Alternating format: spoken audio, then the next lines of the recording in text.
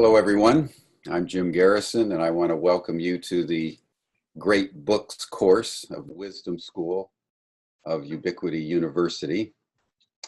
This next 2 months, we're going to contemplate one of the greatest books, actually, in political science that has been arguably almost as influential as Plato's Republic in shaping perceptions about how people in politics need to think and need to act in a very complicated world of intrigue, power, money, victory, and defeat. The book that we're going to be contemplating is The Prince by Machiavelli, who was born in the late 15th century, right at the height of the Italian Renaissance, and who died in 1527 with the sack of Rome, which, by the account of many scholars, ended the Renaissance.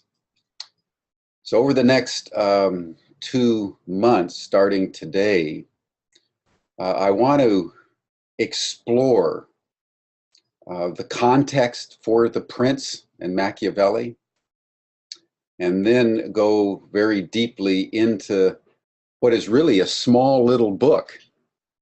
But like the Tao Te Ching and other very slim works, Georgie was talking about Hermann Hesse's Siddhartha, very thin little book, which I would like to just emphasize that, you know, when we think of the Bible or the Quran and some of these immense works, they're actually very long and complicated, you know, Dante's Divine Comedy, etc.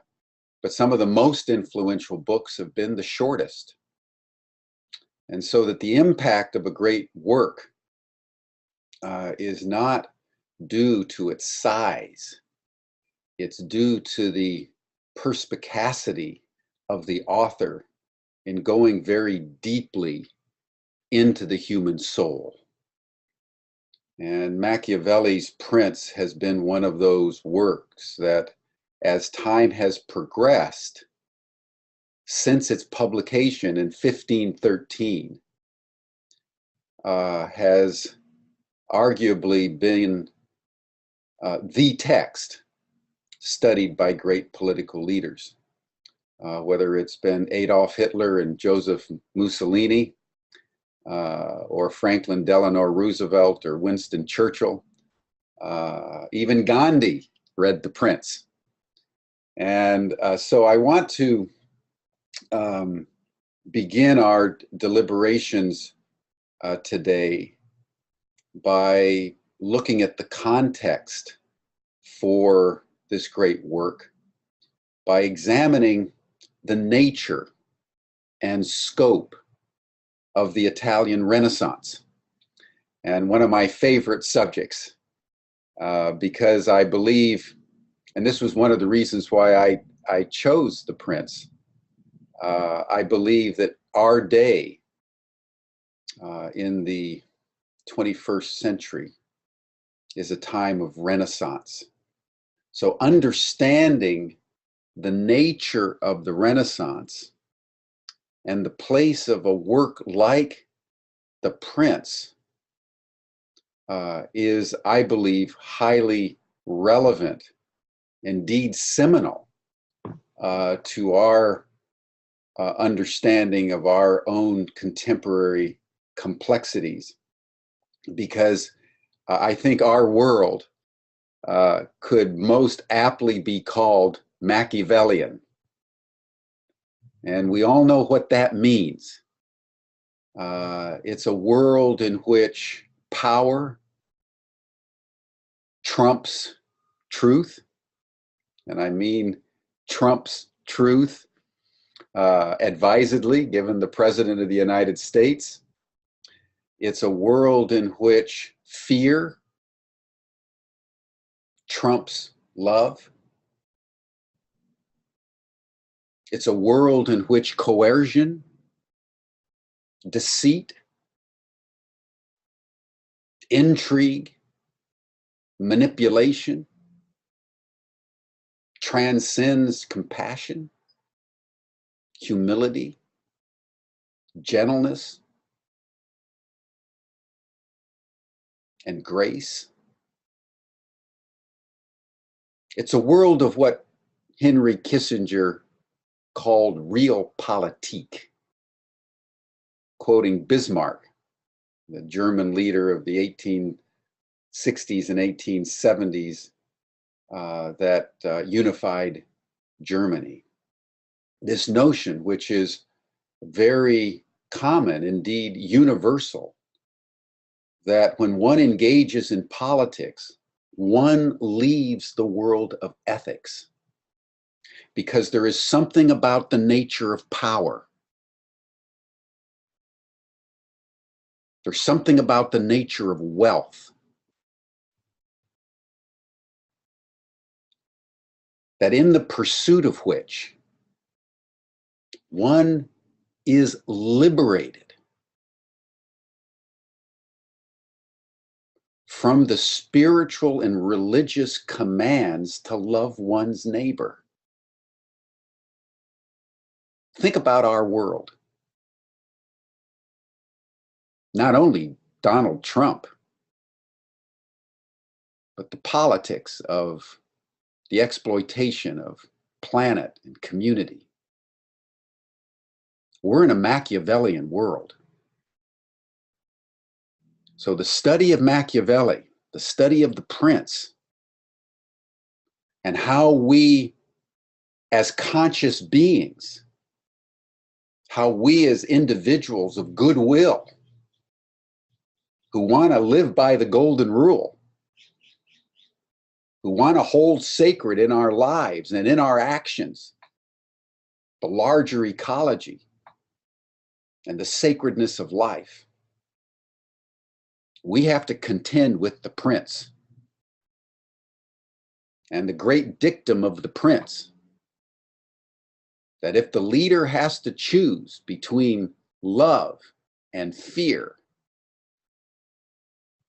generosity or coercion, to survive, he must choose fear. To triumph, he must choose coercion. So I want to, having said that, I want to step back, and I would like to frame in this discourse today the nature of the Renaissance that gave shape in a highly paradoxical way Machiavelli's treatise. Because when we think of the Renaissance, we think of art. We think of the Sistine Chapel. We think of Michelangelo's David. We think of humanism. We think of Florence.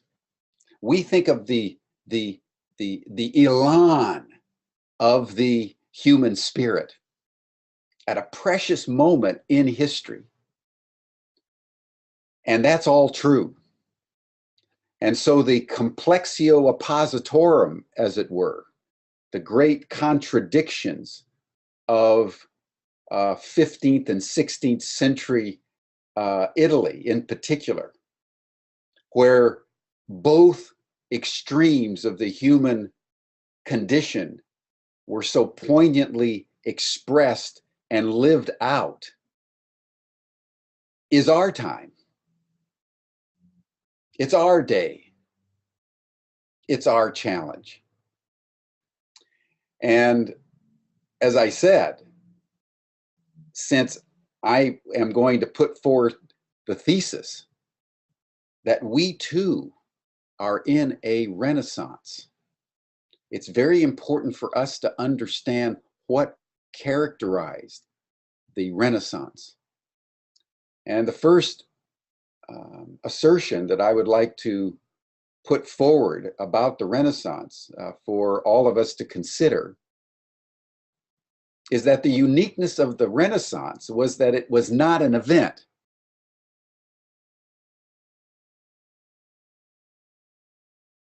It was a state of mind.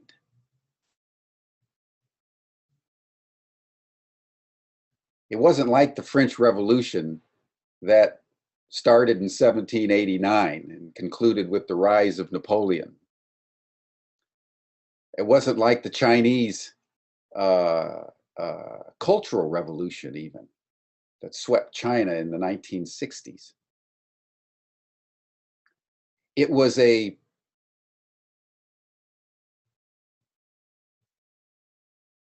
exotic, highly subjective, deeply personal expression of the authenticity of the human being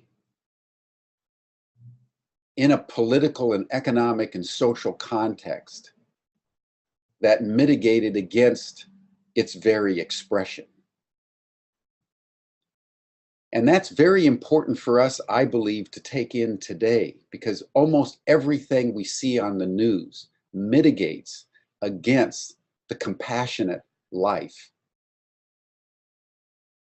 And yet we are compelled to be compassionate. And so understanding the Renaissance through an examination of a special mythology, what I would call an energizing myth that in some way is independent of reality itself, but motivates us to transcend and include, to use Ken Wilber's terminology, is a very subtle but very profound exploration. Because for me, the more I'm living my life under current circumstances, the more I'm inspired. In fact, I think I'll do one of the great books, maybe even next year, on Petrarch. And I'd like to start our examination of the Renaissance with Petrarch, and obviously in 45 or 60 minutes, to do justice to something as immense as the Renaissance is almost a mockery. But we do that time after time as we take on great works like, Sophocles' Antigone or Siddhartha or the Book of the Hopi or some of our other works. We face the tyranny of the clock. So in the next 45 minutes or so, an hour, I want to traverse the totality of the Renaissance and do it an injustice by doing so, but teasing out some of the aspects that I believe to be important. And in some ways, you could do the entire lecture on Petrarch, who lived between 1304 and 1374, who universally is acknowledged as the progenitor of what became known as the Renaissance, which wasn't, by the way, named until 2.5 centuries after it took place. The people in the Renaissance had no idea that they were in the Renaissance. That's how subtle it was. The people in the French Revolution knew, starting on July 14th, 1789, that a revolution was taking place. And when they decapitated Louis the 16th on the guillotine, they knew the revolution was here. There was no such awareness during the Renaissance. There were simply lives lived. And Petrarch was born in Avignon. His father was from Florence. He had been exiled along with Dante and in some of the civil strife that had been engulfing Florence. And he went to Avignon, and Avignon, as you may know from your history, at that time was inhabited by the popes. They were no longer in Rome, what they called a Babylonian captivity. And there, Plutarch was born at the height of the medieval power of the Catholic Church, where the entire culture was subsumed within the church and everyone lived their lives in the strictures of belief that Christians' true reward was when they went to heaven. Petrarch was very precocious. He was acknowledged as a child prodigy from a very early age. His father actually wasn't quite sure what to do with him, so he put him in law school. And there, Plutarch studied law. And he came across the writings of Cicero. Now, at that time, Cicero was studied in the law school, but they had very few books of Cicero. And what Plutarch noticed in studying Cicero was much more than the law. He discovered not Cicero, the lawyer, who was one of the great lawyers of Republican Rome. Cicero was a contemporary of Julius Caesar and Caesar Augustus. So Cicero traversed the fall of the Roman Republic and the beginnings of the Roman imperial Pax Romana. And what Cicero wrote about, as Plutarch discovered it, was that language can express not only ethics, but the impulse to goodness. It was Cicero that said that true oratory could only be expressed by an individual who was a good man, a good woman, and that the ethical life was something that could be lived in and of itself. And when Petrarch understood that aspect of Cicero, he went through an enlightenment experience. And he realized that ethics could be determined outside the church. And that in fact, the individual life, well lived, gave rise to an authentic, highly individualized life that could be lived on its own terms. So through Cicero, he realized that human experience in and of itself outside the church could be validated. So in many ways, Plutarch was the first individual to emerge after centuries of medieval rule, and coming to terms as he did with the fact that through language, he could explore his own soul. He began an impulse in Europe, initially in Italy, that became known as the Renaissance, because it was through Plutarch that Europeans began the process of understanding ultimately that these ancient classical texts were gateways to the authentic life. And let me pause here and just tease this point out because it's so important for us today. as you all know, or maybe some of you don't, but what we have today, 21st century, is less than 5% of all the ancient classical texts. And the reason for that is that they were almost universally destroyed by the Christians. As Christian orthodoxy gained power in the 4th, 5th, and 6th centuries in Europe, not only were all the temples destroyed, but the ancient texts were burned. The Alexandrian library, that prided itself of having every book of note in the world at that time, was burnt down intentionally.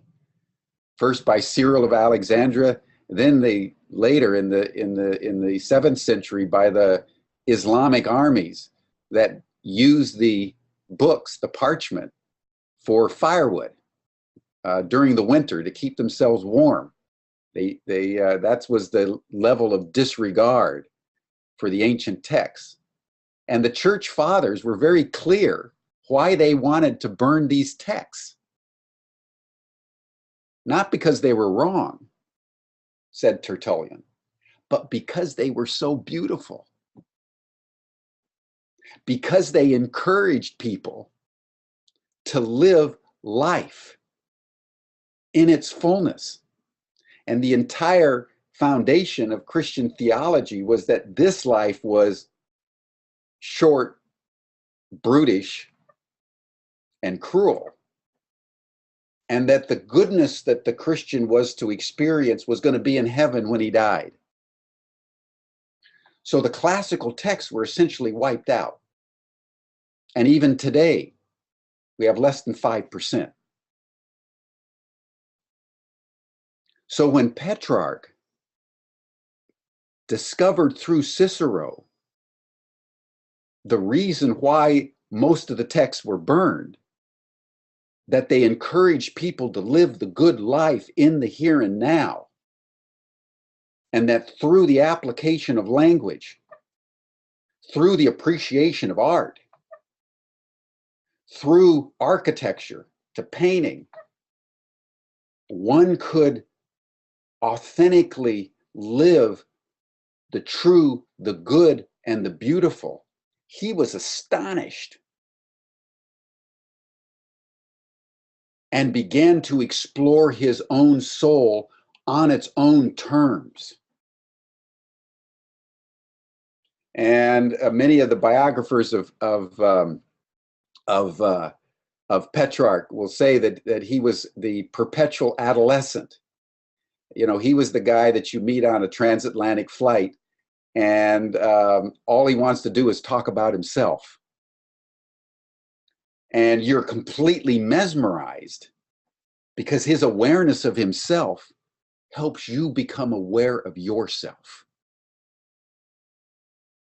That is the Renaissance. It was not an event. It was the cultivation of a certain state of mind that went back into antiquity and recovered that which had been lost. That's why when the French historian called it the Renaissance, the rebirth, that's exactly what it was. It was moving back into antiquity to recover something that had been lost, but which was essential to the authentic life.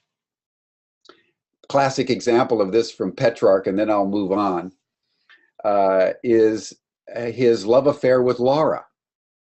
You know, we all know about Dante's love affair with Beatrice. Well, Petrarch had a love affair with Laura, and she happened to be married to a Frenchman called de Sade, who was one of the ancestors of the Marquis de Sade several centuries later. And like Dante with Beatrice, when Plutarch saw Laura, he fell madly, completely in love. And yet he never met her.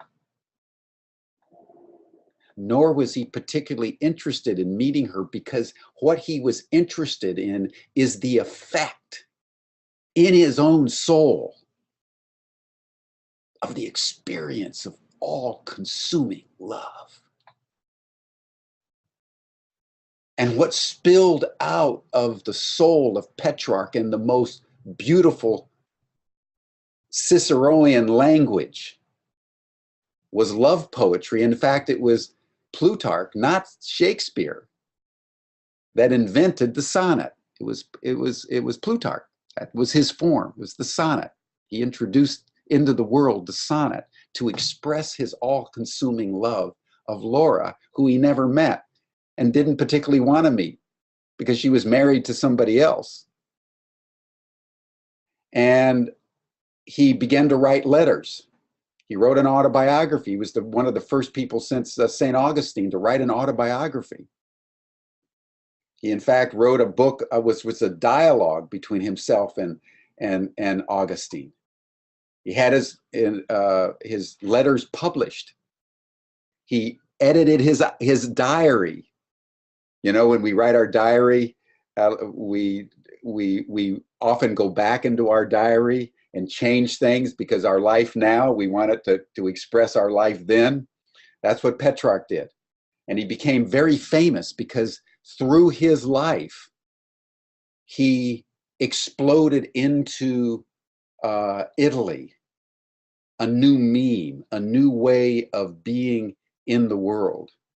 And he traveled in Venice, actually bequeathed his library to the city of Venice. At one point in his life, he was offered by the Sorbonne. Thought you would be interested in this, Georgie. He was offered by the Sorbonne to become the poet laureate of the Sorbonne, and simultaneously the Senate and people of Rome offered him the poet laureate. So as you might expect, being Italian, he chose Rome. Sorry. And became the first poet laureate since the fall of Rome. And he lived a very abundant life. He was the one that everybody wanted at their soirees and salons. And he died outside of Padua in 1374 with his daughter, sitting in a chair, reading Caesar's commentaries. So the commentaries of Caesar were literally on his lap. He died reading one of the great books of antiquity. Now I'm going into some detail about Petrarch because I want to, sorry about the dog, if you can hear the dog, it's in the neighbor's yard. Because in some ways his life exemplified the humanism that characterized the Renaissance. It was ignited into civic humanism by the Florentines, because by the end of the 14th century, scores of individuals were caught up, as Petrarch was, in the recovery of antiquity. And almost everything we have today, 600 years later, that 5% was discovered by Plutarch and his contemporaries. It's extraordinary. They went to every monastery, they went to every archive, every library across Europe, finding one little tattered book after another that had been kind of buried or lost or forgotten, and translated it. And that condensed, that ethos condensed in Florence. And it's a very long, complicated history, but it was the Florentines beginning in about 1402, shortly after the death of Plutarch, when two of the city fathers, a guy by the name of Savatati and another one named Bruni, realized that not only were these works important in and of themselves, but that they could design an entire educational system based on the classical works of antiquity. So it's to the Florentines that we owe, really, the modern liberal arts, because the educational program that Savatati and Bruni developed in Florence under the aegis of what they called civic humanism shaped European education into contemporary times. And I want to just dwell on that for a moment, since we're an educational institution and we're engaged in our own renaissance of education, because it's really a beautiful thing. This notion that Plato spoke of in the Republic, which they had recovered by that point, that the true revolution was the education of the next generation. And the way you truly educate an individual is by immersing all the students in the classical texts. So when they would read their books, it wasn't Dick and Jane like most Americans. They would read Caesar's commentaries. They would read Metamorphoses by Ovid. They would read the Aeneid. They would read the Iliad and the Odyssey. They would read in the ancient Latin and Greek texts. And European education, until about 75 years ago, it was standard for students to study Latin and Greek. We're moving beyond that, and I think it may be to our peril, because we've lost track in contemporary education, which we are trying to recover through courses like the great books. This notion, this fundamental notion that true learning begins with a remembrance, a recollection, a reverencing of classical expressions of this very deep truth, that there's an interrelationship between one's pursuit of the true and the good and the beautiful and the authentic life. The authentic life isn't about how much money you have. It's not about how much power you have. It's about who you are in the world and how ethically you live, because it's to the degree to which you can recover the ethics in your own life that does not rest on faith. That ethics is a good in and of itself.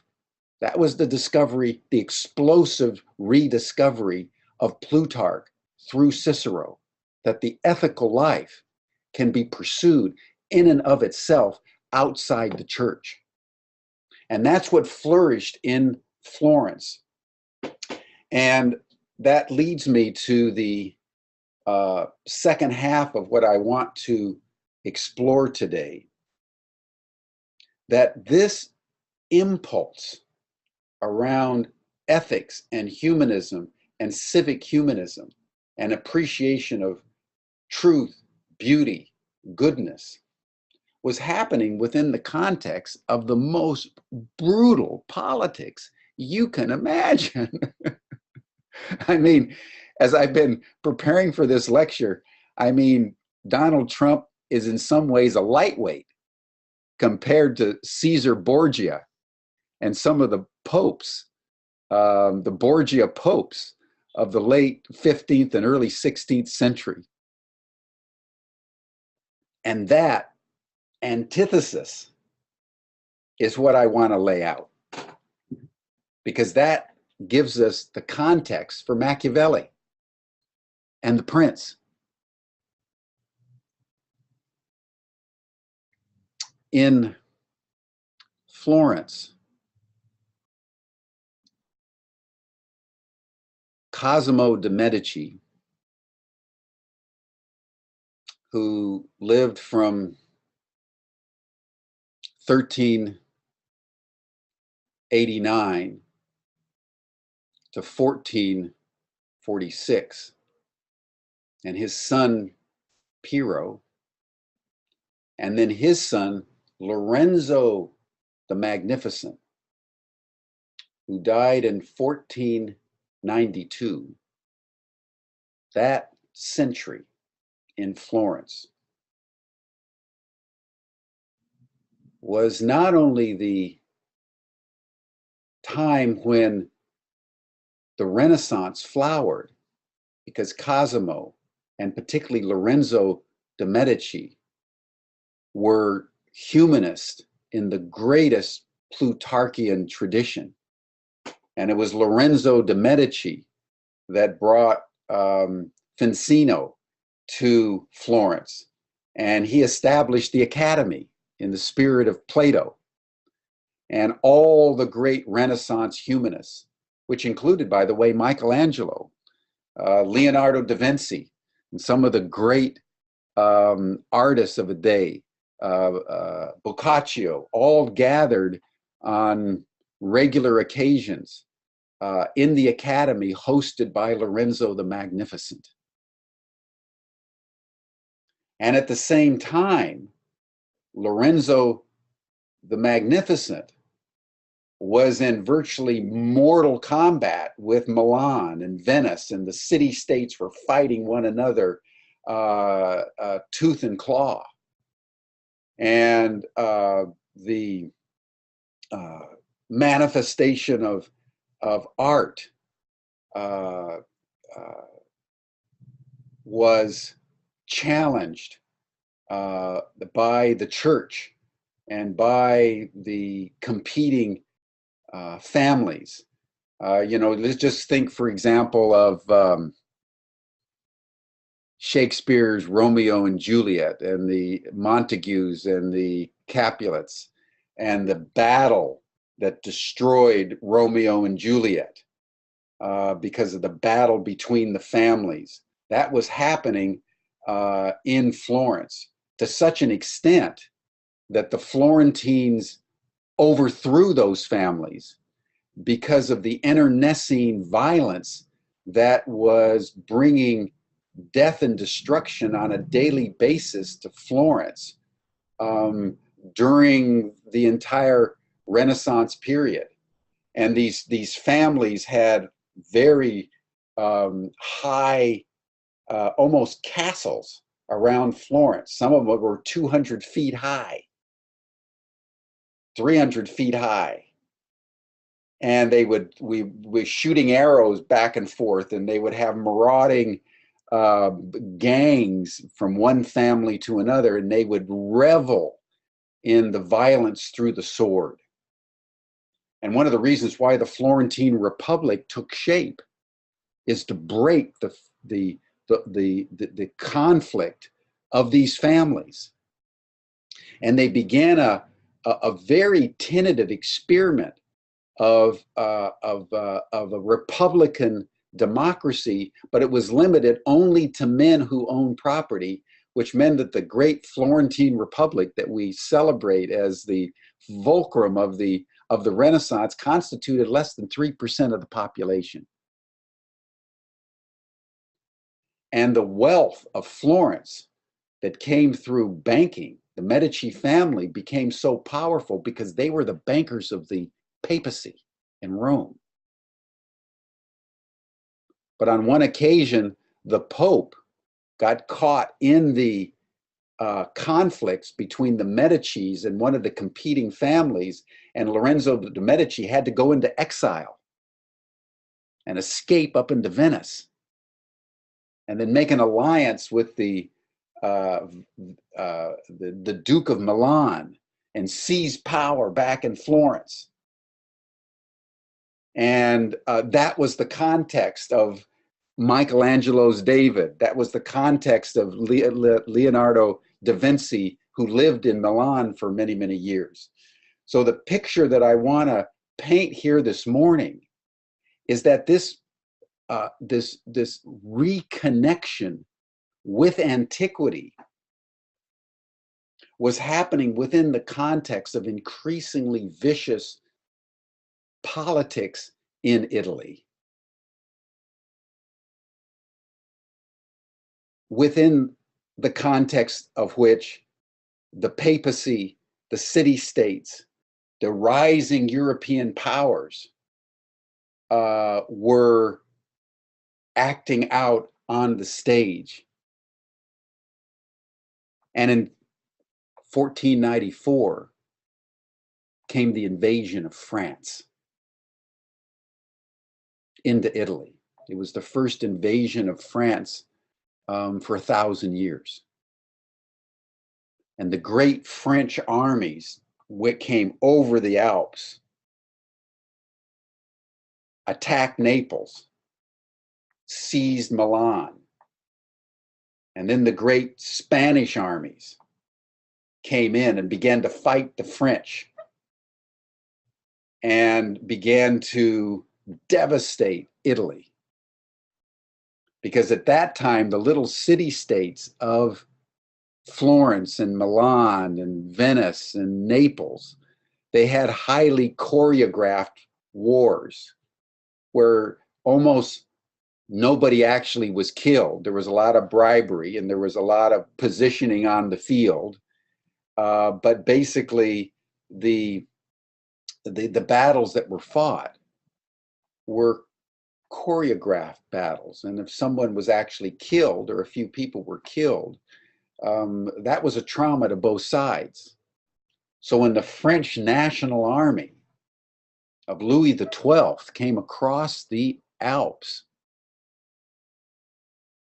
to take possession of Naples, that Louis claimed for himself, given some of the intermarriages that had taken place, nobody in Italy was even remotely prepared to stand.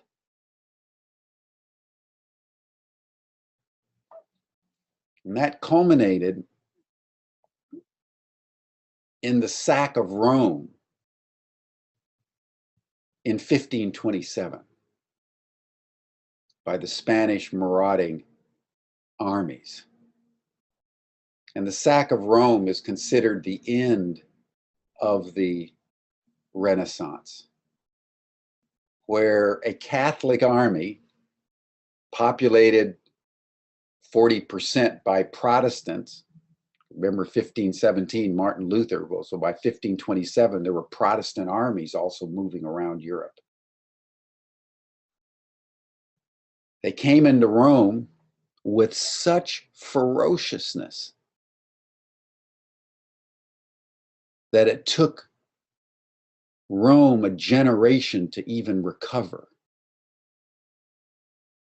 It is said that every woman, young and old, every nun was raped repeatedly, particularly the nunneries. Massive, massive desecration of art. The only reason why the Sistine Chapel survived, can you imagine desecrating the Sistine Chapel just to do it? They came very close to destroying even the Sistine Chapel. The only reason why the Sistine Chapel was not destroyed is because the French Bourbon that had led the troops into Rome happened to be shot going over the wall. He was one of the first the soldiers to scale the walls, and he was shot. He was killed. And as the troops came into the city and just laid waste to Rome, his body was taken into the Sistine Chapel. The Pope fled to what they call the Castillo d'Angelo, which is this fort along the Tiber River that's this impregnable fort.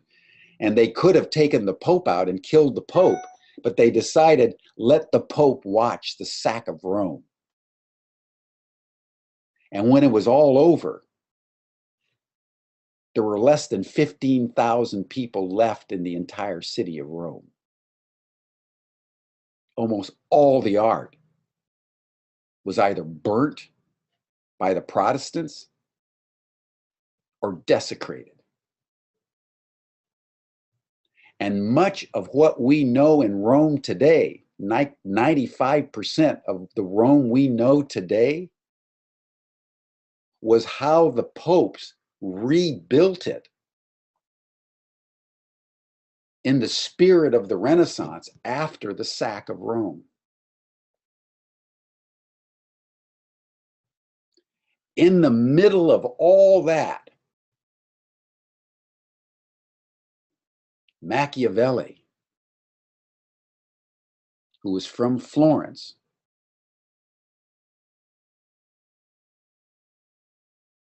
who was born, if I remember correctly, he was born in 1469, and he died in the spring of 1527, right before the actual sack of Rome. So he grew up in a time of both intense humanism and art and culture brought to its earliest expression in Florence, but within a political chaos and conflict that was ultimately to destroy Italy itself. Italy never recovered from the invasion of France in 1494. For the next 300 years, it wasn't until the 19th century that Italy saw the last of foreign domination. So Machiavelli, who was engaged in the politics of the court there in Florence, and who was tasked on several occasions to lead troops to protect Florence, and was defeated every single time. And finally, with the rise of Cosimo I, who came after the sacrilege of Savonarola, who followed Lorenzo de' Medici, Machiavelli was banished from Florence. And he went to his villa. His family had a very small villa outside of Florence in a forest. And it was there in the forest, within the context of everything that I've described, from Plutarch to the sack of Rome, that Machiavelli put himself the question, how should a leader act? What do you do in the midst of chaos? How does one even seize power within the context of unspeakable cruelties? How does one maintain power in the face of what Machiavelli called the barbarians, the Europeans north of Italy, who had come into Italy 1,000 years ago and destroyed Rome and were doing it again? How do the Italians unify? What would it take to bring unity to Italy, to force out the French, to force out the Spanish? That was the question that motivated the prince.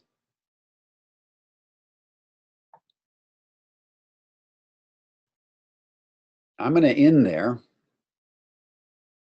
But I want to just conclude, and I'm going to be going into the Prince in great detail next time. But I want to end and open up our discussion by asking the same question that Plutarch asked, the same question that Machiavelli asked. How does one lead an authentic life within the context of unspeakable corruption?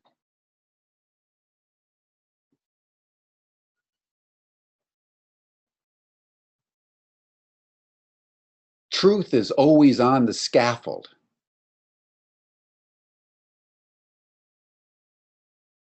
Evil always on the throne.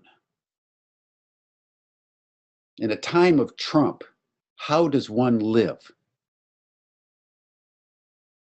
In a time of wars and rumors of wars and impiety, how does one live one's life? How does one act in that power matrix? When compassion becomes naive, what Maggie Thatcher called wet, the wets she would call it. Anybody that was idealistic in the Thatcher cabinet was called a wet. And that's the question I want to seed in all of your contemplations this morning, today. How does one act in a time of Trump? Do you fight fire with fire? Is there another way to fight fire? That's the question of the Prince.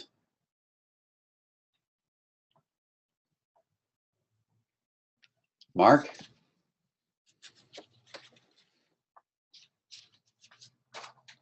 Well, that's beautiful, Jim. I have to say, I just love it. Whenever you start a lecture by saying you're going into an impossibly broad context that we can't possibly do justice to, I know we're in for a treat. It's just, I love the context and the way you link it to fundamental questions of education and higher education and liberal education as you did. So great kudos for all that. I also really appreciate the question you left us with. As you know better than any of us on this call, I'm sure this discussion between realism and idealism is perennial and probably irresolvable ultimately.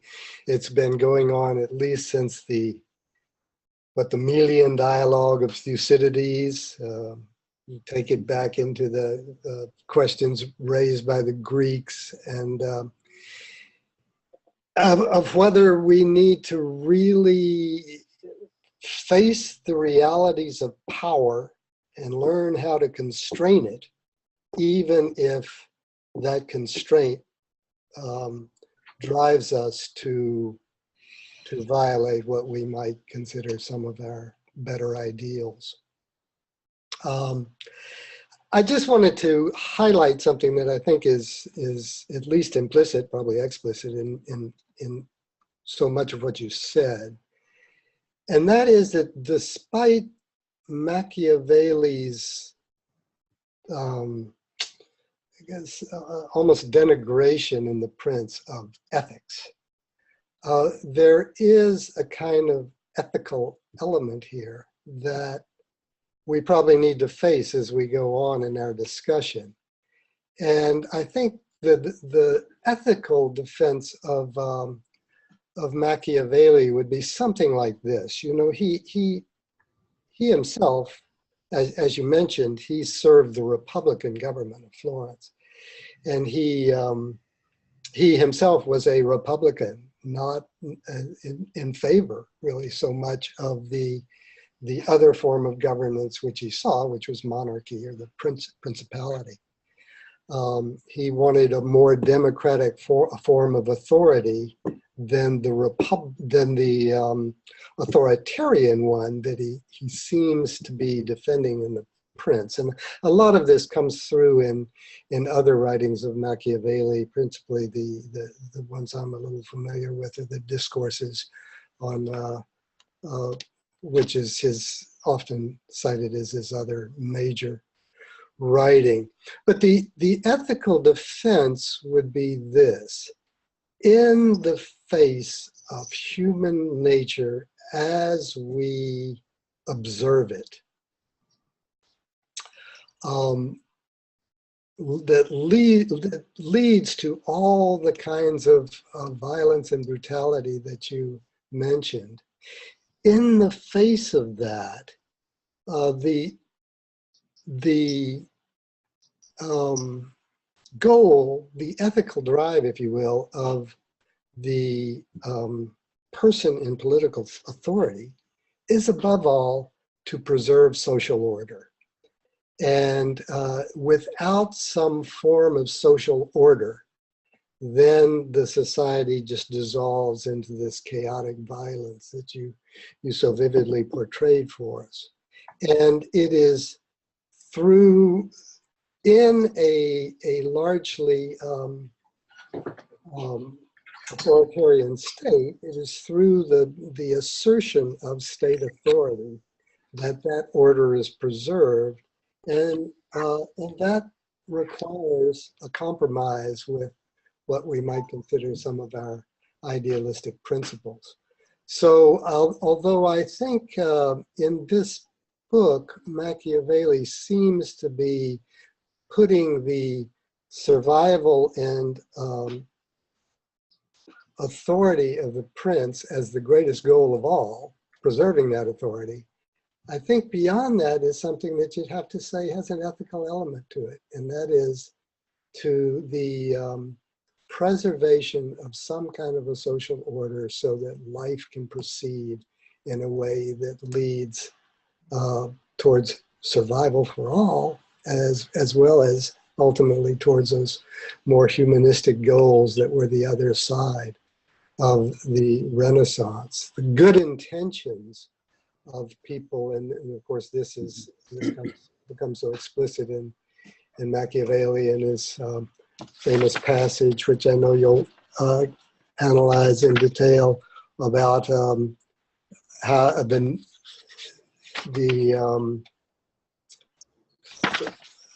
men are so different from how in the way they actually act from the way we tend to think they should act in the world. And that we can imagine society is based on how they should act, but those things often come to bad ends because they don't take into account the complete realities of the situation. And all of this, of course, drives us to the basic question, which is, what is human nature ultimately? Are we decent at heart, or are we not? And though there's the famous passage in The Prince about, it's a good general rule about men that they are ungrateful, fickle, liars and deceivers, fearful of danger and greedy for gain.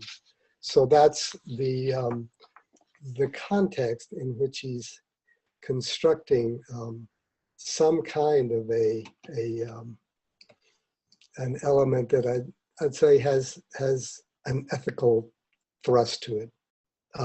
Not that I personally come out there or would agree with all of that, but it's a complexity to the ongoing political dialogue between realists and idealists that's been evident throughout recorded history. So, yeah, I think that's a very important point. You know, this is the whole question of situation ethics. Mm-hmm. Does the situation in which one finds itself determine your ethics? Are ethics eternal?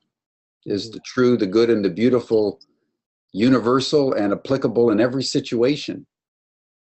And, the famous movie Sophie's Choice, where sometimes all you've got are bad choices. Yeah. And whatever you choose, someone's going to die. And where does ethics come in when the culture is under duress? And so I think you're pointing to the deeper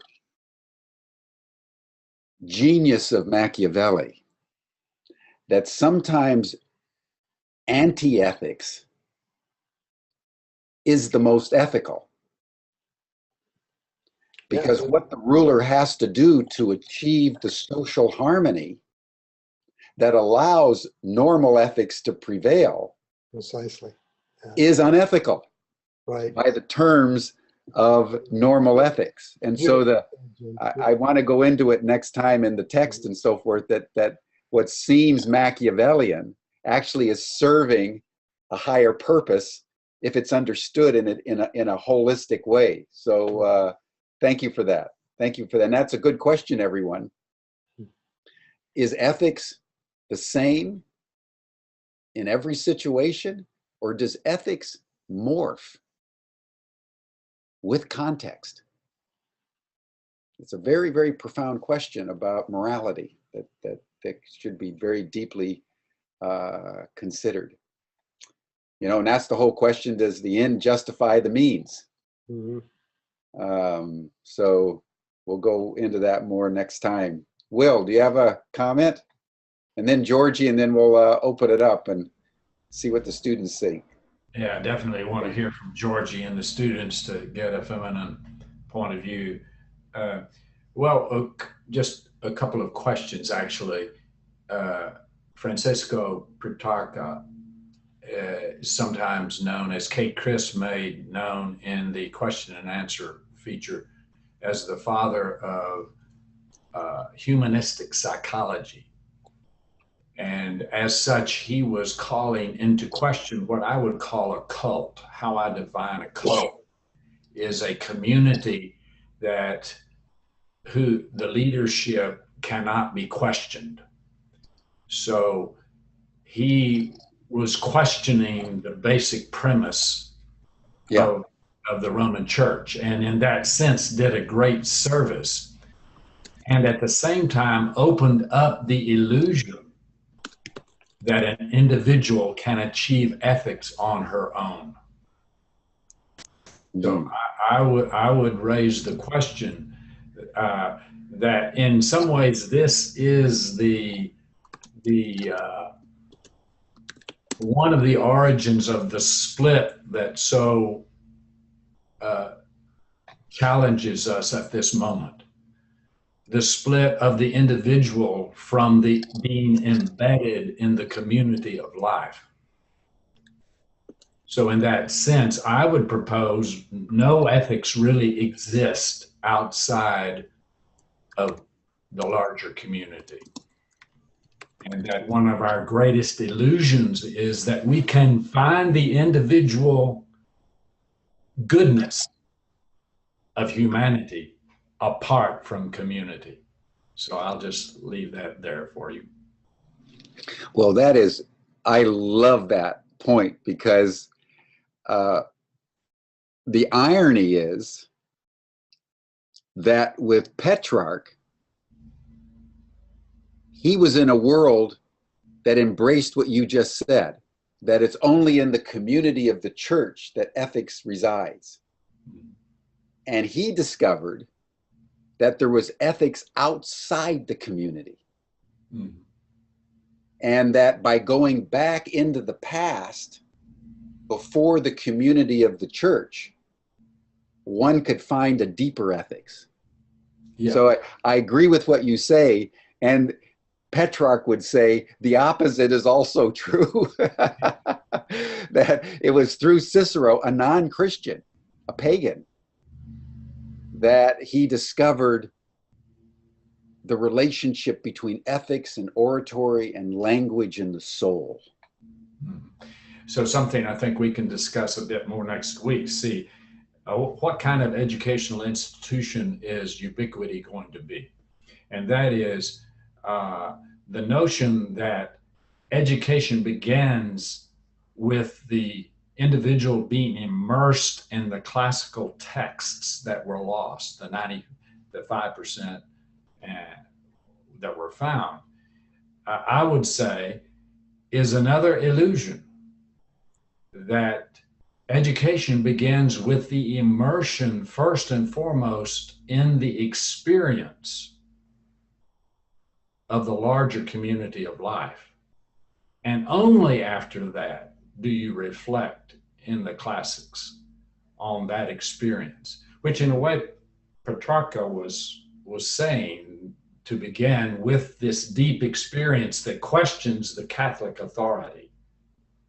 And I would say the deeper experience of the core of nature apart from human control is what allows us to question the authority of the classics. Yeah, I would get to you in a moment, Georgie. This is really rich, because the difference, what I would say, Will, is that the distinction between us and the original Renaissance is that for Petrarch and the humanists, they had to go back into antiquity to find the new locus. Mm-hmm. For us in our day, we have to go into the larger ecofield. Yeah. We have to go into the ecology of life itself to find our ethical anchor. Right. And but like Petrarch, we have to go outside. In our case, it's monopoly capitalism, the nation state, consumerism, all the things that we're told is ethics. You know, the most ethical thing you can do, according to Apple Computer, is buy that iPhone 8. Do they ever have an iPhone for you? And if you buy that phone, you're going to be happier than you could ever even conceive of. And what we're doing at Ubiquity is we're developing our notion of self-mastery and ethics in the larger context that has been excluded, like the Catholic Church excluded antiquity, and therefore constrained ethics into a dogma that cut people off from life rather than gave them a gateway into life. So I love what you're saying, absolutely. And that's the challenge of our Renaissance. It's not reading Cicero. It's reading nature, what you call the mother tongue. We've got to learn not Latin. We learn the language of the life process itself. That's the source of ethics, I believe, in our day. Absolutely. Absolutely. Georgie. It's great to hear Mark and Will's comments, and of course yours. And what a rich presentation. Thank you so much. I was jotting down lots of things I would like to share with you, and of course we leave all that for next time. Some of which I would like to make a comment on with regard to the prince. Just a few things what you were mentioning about the Renaissance, the Italian Rinascimento. I'm so pleased that you brought it up, and I really, really hope that we are in a second Renaissance. Then in Florentine time, it was about the freedom of expression in terms of art and culture, because up until that time, it was all about just portraying the Bible, Christianity, and nothing else. And then comes Cosimo Medici, who has lots of money, and he has enough power. We need to talk about what is the definition of power, because we need to redefine what means power to you and to me may be absolutely different. But for him, of course, he was a great humanitarian, but he wanted to strengthen his own power, and that's what Machiavelli talks about, by various means. So that's what he did. He poured lots of money into this freedom of expression. And it's interesting to view that what is the freedom of expression now? You know, the internet, there are all sorts of rubbish on the internet as well. But that's another topic of conversation. With regard to antiquities and learning Latin, Italians, they still learn Latin in high school and primary school. So that's wonderful. Also some things about you were all talking about how politics and ethics are divorced, and that's what Machiavelli did. He really divorced these two, because up until Aristotelian time, politics was like a sub-branch of ethics. And this is what I found on the internet, that ethics is defined as moral behavior of individuals, whereas politics, morality of individuals. So moral and morality. So that really makes this slight definition between these two concepts. And you're really answering your question that how do we navigate in our time, which is so different than it was 500 years ago. Our collective consciousness improved slightly, not a huge amount really. When I was reading Machiavelli's Prince, and how he was defining the human creature as, what did he actually say, that wretched creatures, and they governed by their laws of their own self-interest. Well, I think this is where we need to talk about a worldview, and that's what Will is talking about, the mother tongue really. That kind of like worldview, which is always centered about material power and nothing else, then is there any room for love and the heart and feelings?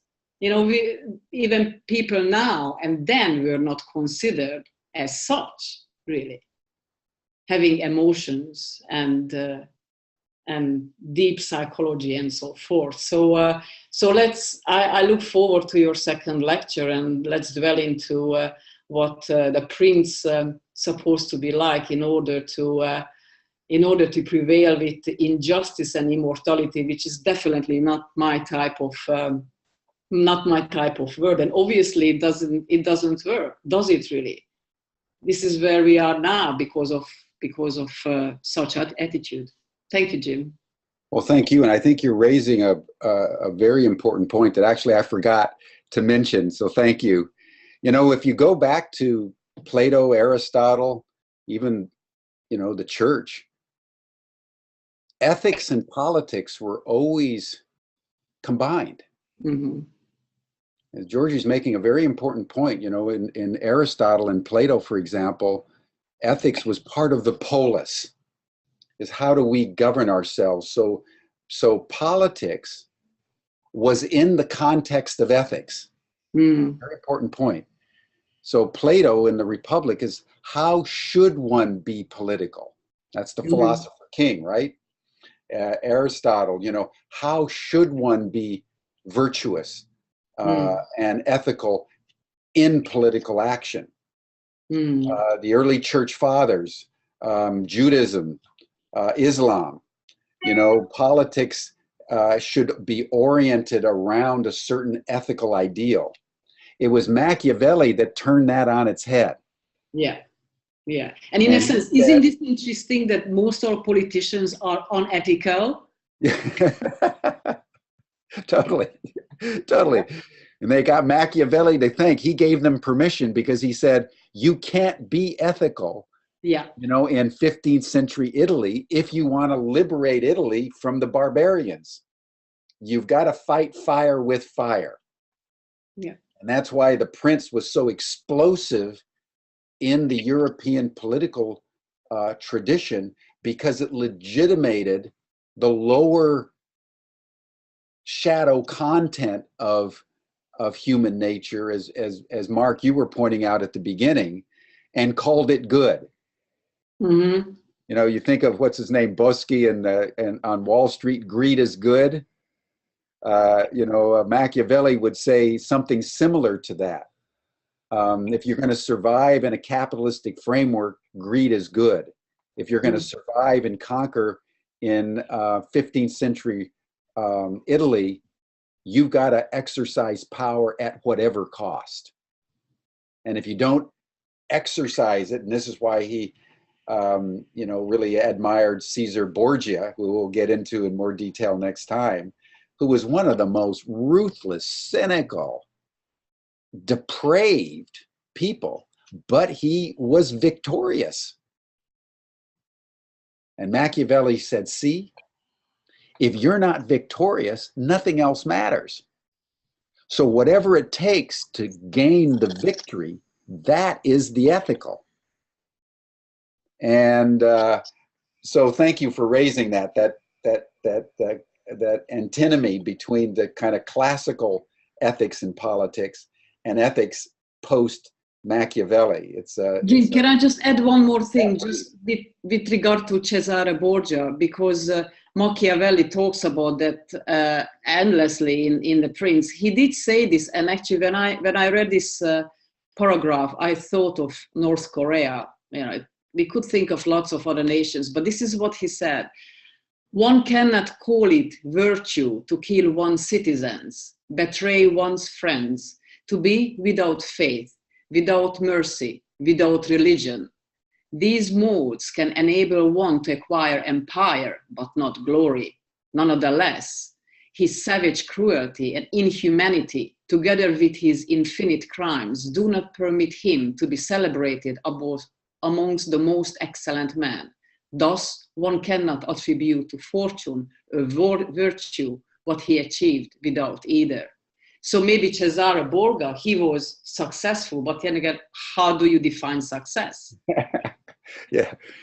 And that's why I love, our seminars, just posing these questions for all of you to consider as you contemplate contemporary politics, for example, is part of the exercise of this lecture, because we want to live in the questions and not rush to any answers. So thank you for that so much, Georgie. Let's open it up to the students. I'm just noticing Kate Crisp is on the call. Kate, I want to welcome you. Kate is one of our new doctoral students, and I had the pleasure of talking to her about a month ago.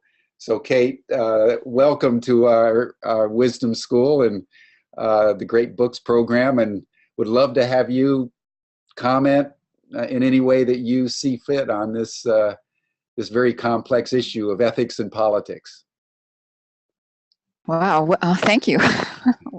And yes, this is really a lot of food for thought here. It is very complex and nuanced, this whole thing. I think what jumped out from here at the end was why do we humans, and I think that's a question that Machiavelli posed, why do we fall for such rhetoric, and how do these theories become legitimized just by Machiavelli stating it so clearly and somewhat realistically?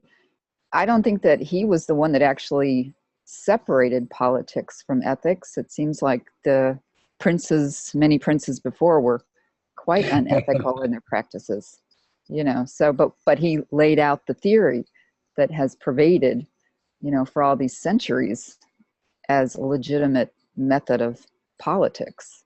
Yeah. So the other thing I'm curious about is, this is probably really a little bit offbeat, but Machiavelli did describe himself as a humorous writer and was known as a wit, and he wrote satires. And is it possible that The Prince was actually an ironic piece of writing that he was putting forth? By the way, I would like to ask you a question, because for those of you who don't know Kate, Kate is very interesting, and I think it's very germane to this discussion of The Prince. For most people who act like Machiavelli recommended, they get put in prison, right? And what Kate does is work with people in prison to teach them ethics, self-mastery, how to cope in a constructive, humane, ethical way when they leave prison. In fact, the founder of her program, was in prison and helped prisoners. And so it'd be interesting, Kate, since you're, that Machiavelli was telling people to succeed, act unethically, you're dealing with the people who got put in prison because they were acting unethically, and you're trying to teach them ethics, which is Well, and that's always the question that, you know, when somebody's, when I say, so what do you do? And they always say, well, what would you do if somebody's running at you with a knife?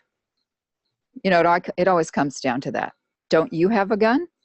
What are you going to do if somebody, you know, I once said, the guys were like, don't you have a gun? And I said, no, I don't have a gun. And they said to me, well, what's your address? So, yeah, kind of.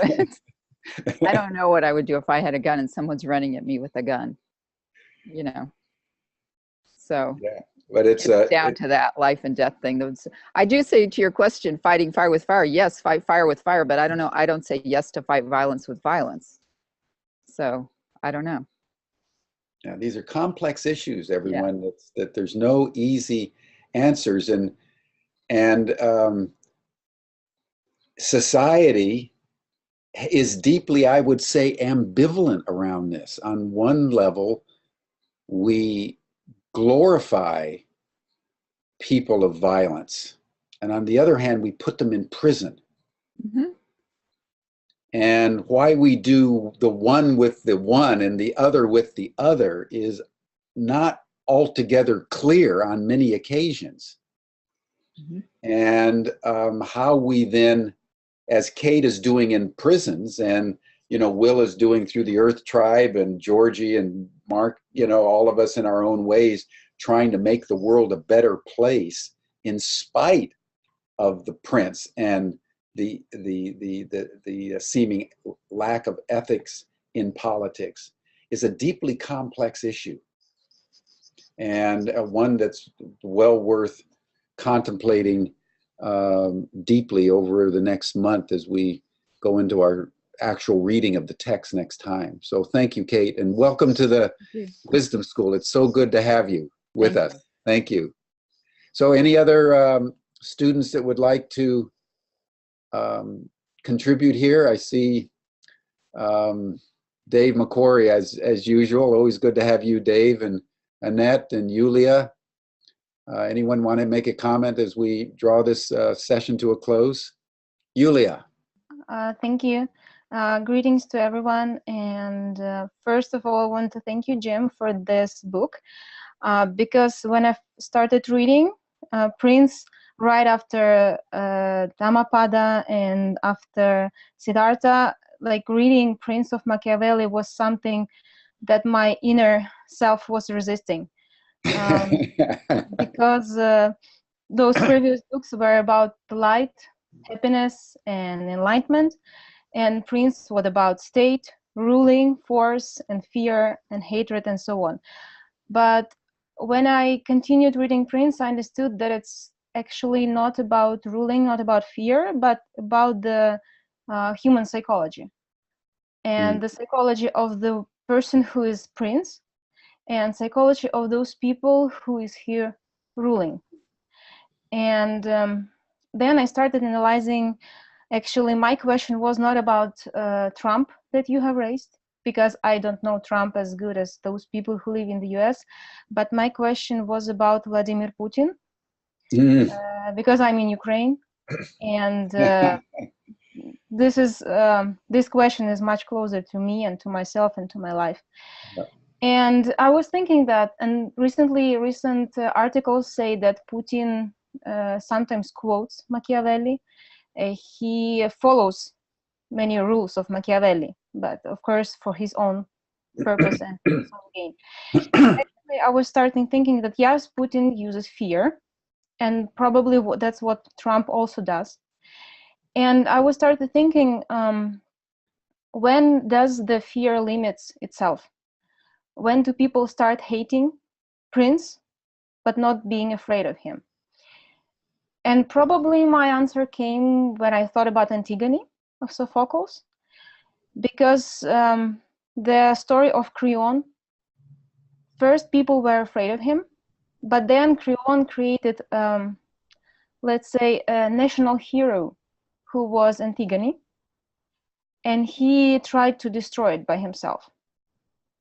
So that's when people, I guess, in the face of course, people started not being afraid but hating. So that's what arose to me, that probably if a prince follows the rule of fear, there is a very, very tiny threshold that he can step over, and then he will be hated by people.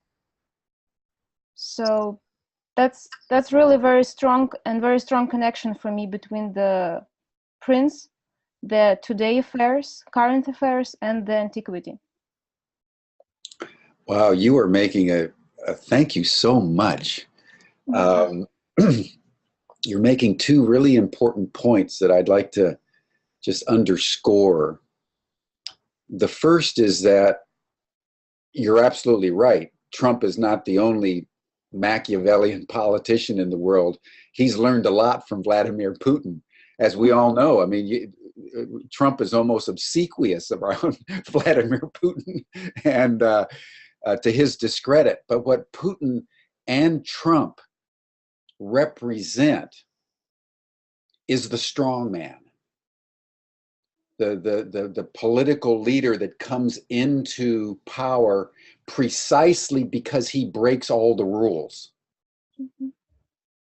And that's a very profound event in politics, when someone breaks into the political structure because he breaks all the rules by which the normal politics is taking place.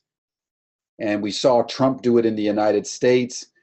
Look what Putin did in the Ukraine. Putin has done in Russia. He's, deconstructing democracy in Russia, and is basically setting up a kleptocracy, a rule of the robber barons at the top of the pyramid. He's become a multi-billionaire in the process, with his family, with Swiss bank accounts, and a coercive regime that doesn't obey any laws except for the law of power. And the second point that you're making, which I think I thank you for this, because it hadn't occurred to me. You're absolutely right. The danger of the Putins and the Trumps of the world, we saw it with Hitler, saw it with Mussolini. You see it with one strong man after another, where the exercise of fear and coercion leads ultimately to a hatred of the strong man that can bring about their downfall. So when one acts in a Machiavellian way, in that perverse logic of power, in the context of real politics, the strong man can be consumed by his own Machiavellian impulses and actions. Adolf Hitler is the classic case. Mussolini, apparently, that slept with the prince by his bedside. That they can be, that who lives by the sword dies by the sword. And so that's a really important, very sobering comment that you're making, which is a good way to, I think, end this particular discussion. That to act in a Machiavellian way is not to act without consequence. There's consequences for that too. And it's, in the end, probably the most ignominious consequence to die, as Georgie was saying in her quote about Caesar Borgia, made by Machiavelli. Just because they seized power doesn't mean that they were good men. And so I think we'll leave it at that, as our time has come to a close. But thank you for this discourse. And just to make a final point, Yulia's for Yulia's edification, these great books that we contemplate range from Sophocles' Antigone and the meaning of civil disobedience to the extraordinary complexity of the process of enlightenment of Siddhartha, to Machiavelli's Prince, because we want, in the course of our time together, to explore all the dimensions of what it means to be human in a very complex world. And that's why we go from book to book, and old and new, and east and west, and we have an incredible lineup for next year. And we're going to be going from the Prince in September and October to one of our doctoral students, Karen Castle, who's going to be contemplating Inanna, the ancient goddess of ancient Mesopotamia. It became known as Isis in Egypt, and Ishtar, and Inanna, and is going to be contemplating the world's first book, of which we have an identified author. It was the daughter of Sargon the Great that established the first empire known in history in about 2300 BC. His daughter wrote the first book about the ancient goddess Inanna. So to go from Siddhartha to the Prince to Inanna is the beauty of the wisdom school, because we want to engage in all the complexities of what it means to be human in a very complicated world. And so thank you all. Don't forget that we want everybody to comment on all this on Facebook. So go on to Facebook. I'll send out the link to everyone over the next couple of days, but you should all have the link on Facebook. And write your comments about ethics and politics and good and evil, and what constitutes the good life within the context of power. The price of power, the obsession with power. Power's like the ring, if you know Lord of the Rings. It's naturally corrosive to anyone that wants to pick it up. That's what the Prince was grappling with. And Kate may be right. Maybe this was just one big satire. That's also worth considering. So thank you all. We'll meet a month from today, and we'll take up the text of the Prince and Machiavelli's majestic treatment of these matters. Bye, everyone. Bye-bye.